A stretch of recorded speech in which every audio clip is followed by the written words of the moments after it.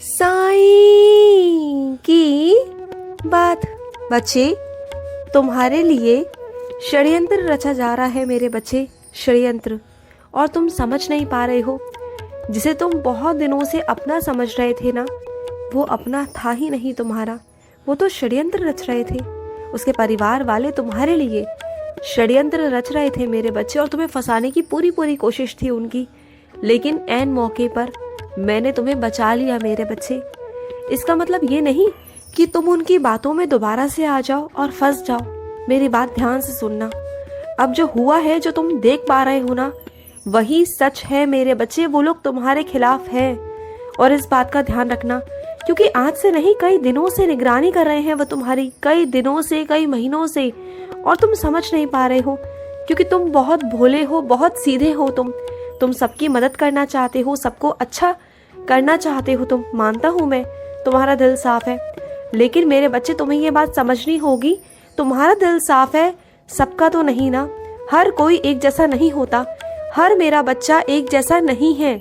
अगर तुम्हारा मन साफ है, तुम सबकी मदद करना चाहते हो, सबके लिए कुछ अच्छा करना चाहते हो ना, तो हर कोई ऐसा नहीं होता। तो बात को समझो।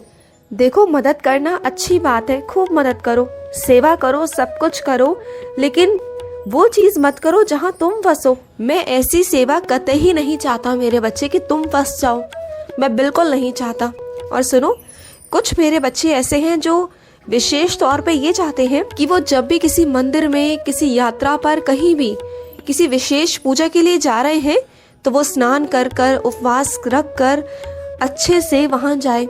लेकिन मेरी बात सुनो, अगर रास्ता लंबा है, बहुत यात्रा लंबी है तुम्हारी, दूर का रास्ता है, तय करना है, तो रास्ते में फिर तुम भूखे कैसे रहोगे, बताओ मुझे। तो ऐसा मत करो मेरे बच्चे। अगर कहीं दूर का रास्ता है ना, तो खा पी कर जाओ, नाश्ता कर कर जाओ, खाना खा कर जाओ, जो तुम्हारा मन करे वो करके जाओ। क्योंकि मैं नहीं चाहता कि तुम वहां पहुंचो और जल्दबाजी में फटाफट तुम पूजा पाठ करो। मुझे वो भी स्वीकार नहीं है मेरे बच्चे। मैं चाहता हूँ कि मेरा बच्चा आए तो दिल खुश होकर आए, आनंद से आए, और आनंद से मेरी पूजा पाठ करे। मेरा दिल बहुत खुश होता है अपने बच्चों को खुश देखकर।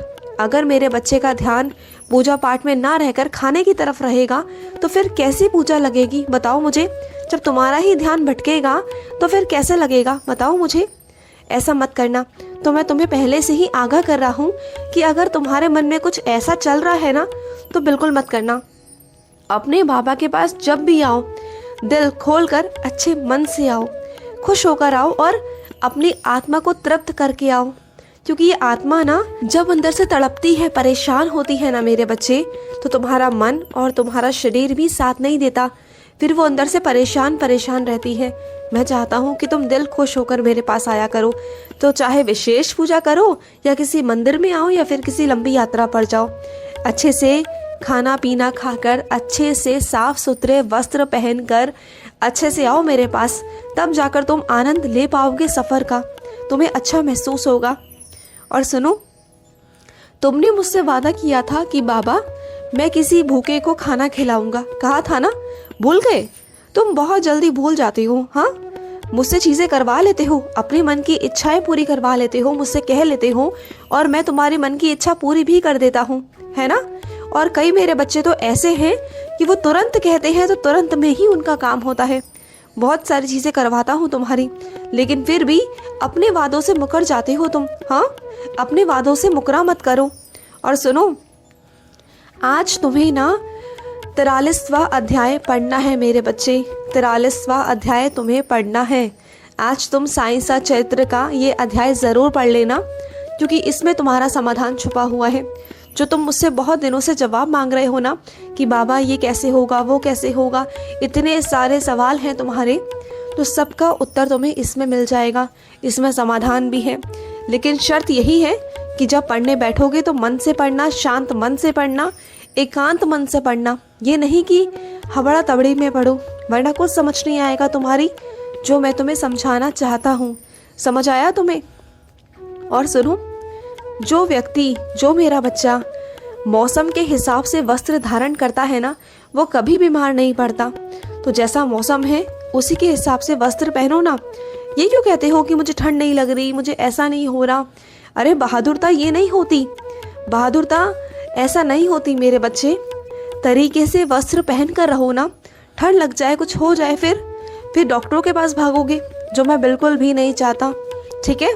और सुनो, अगर तुम किसी ऐसे रिश्ते में फंसे हुए हो ना जहाँ तुम पर थोपा जाता है, जहाँ अपनी मर्जी तुम पर थोपी जाती है, जहाँ तुम्हारी खुशियाँ है ही नहीं, जहाँ तुम्हारा अस्तित्व है ही नहीं, जहाँ तुम हो ही नहीं, तुम्हें नज़रअंदाज किया जा रहा हो, तुम्हारी पसंद की चीज़ों को भी नज़रअंदाज किया जा रहा हो, तुमसे हाँ या ना पूछा ही ना जा रहा हो, बस अपनी मर्जी तुम पर थोपी जा रही हो ना, ऐसे रिश्ते में अगर तुम घुट रहे हो ना तो वहाँ से निकल जाओ मेरे बच्चे। उस रिश्ते में रहने का कोई मतलब नहीं। अगर तुम ये सोचते हो कि आज नहीं तो कल वो रिश्ता सुधर जाएगा, तो ऐसा नहीं है मेरे बच्चे। इंसान के अंदर का लालच, उसका स्वार्थ कभी कम नहीं होता। अगर तुम किसी की बात को मानकर, उसे खुश रखकर उसकी एक बात मान लेते हो ना, तो उसकी दूसरी इच्छा उत्पन्न हो जाएगी। जब तुम उसकी दूसरी इच्छा पूरी करोगे तो उसकी तीसरी लालसा पूरी हो जाएगी, शुरू हो जाएगी। तो फिर वो सब चीज़ें करनी ही क्यों है मेरे बच्चे? क्यों सामने वाले के अंदर लालसा को जगाना? क्यों? वो तो खुश होता रहेगा कि तुम उसकी बातें सुन रहे हो और तुम उसके कहने पर चल रहे हो, जो कि गलत है मेरे बच्चे। कि अपने आप को खोकर, अपनी खुशियों को खोकर, अपने आत्मसम्मान को चोट पहुंचाकर, अपने अस्तित्व को खोकर अगर तुम किसी के आगे झुक रहे हो उसकी खुशियों के खातिर, अपने आप को दुख देकर ना, तो वो मुझे बिल्कुल भी गवारा नहीं मेरे बच्चे। तुरंत अभी के अभी तुम्हें निर्णय लेना होगा। मानता हूँ ये निर्णय बहुत कठिन है, लेकिन ये कठिन निर्णय तुम्हें लेना होगा। अगर आज ये कठिन निर्णय तुमने नहीं लिया ना, तो आगे चलकर मैं सच कहता हूँ मेरे बच्चे, इससे भी बुरा समय फिर तुम्हें देखना पड़ जाएगा। और फिर तुम तब जाकर अगर कठिन निर्णय लोगे, तब कदम उठाओगे ना, तब उसका कोई असर नहीं होगा। तब तुम्हारी ज़िंदगी बहुत हद तक ख़राब हो चुकी होगी। इस बात को समझने की कोशिश किया करो, समझा करो मेरी बातों को, ठीक है। और सुनो, अपने वस्त्रों को हर किसी को मत दिया करो पहनने के लिए। हर किसी को अपने वस्त्र नहीं दिए जाते मेरे बच्चे। हाँ, अगर वो तुम्हारा परिवार वाला है, तुम्हारे घर का सदस्य है, ठीक है, लेकिन हर किसी से अपने वस्त्र मत दिया करो, क्योंकि बहुत सारी चीज़ें होती हैं मेरे बच्चे। तुम अभी नादान हो, नासमझ हो, मैं तुम्हें हर एक बात नहीं समझा सकता। बस इतना समझ लो कि हर इंसान दुश्मनी निकाल सकता है तुमसे, क्योंकि कुछ लोग ऐसे होते हैं जो तुम्हें ऊंचाइयों पर देखना नहीं चाहते, जो तुम्हें आगे बढ़ते देखना नहीं चाहते। वो तुम्हारे अपने तो हैं, लेकिन अपनों में अपने नहीं हैं। वो तुम्हारे दुश्मन से भी बढ़कर हैं। तुम जानते हो मैं किन के बारे में बात कर रहा हूँ, है ना।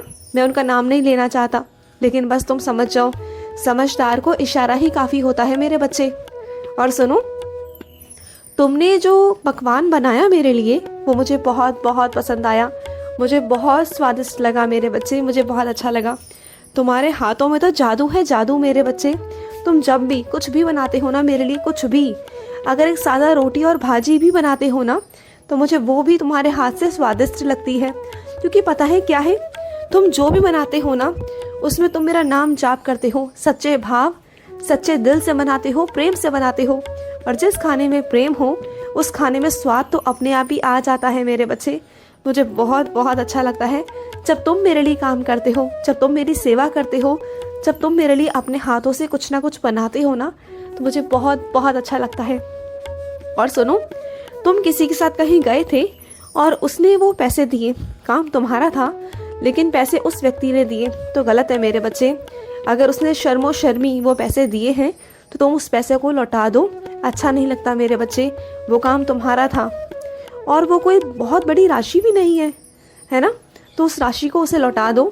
ये अच्छा नहीं लगता मेरे बच्चे।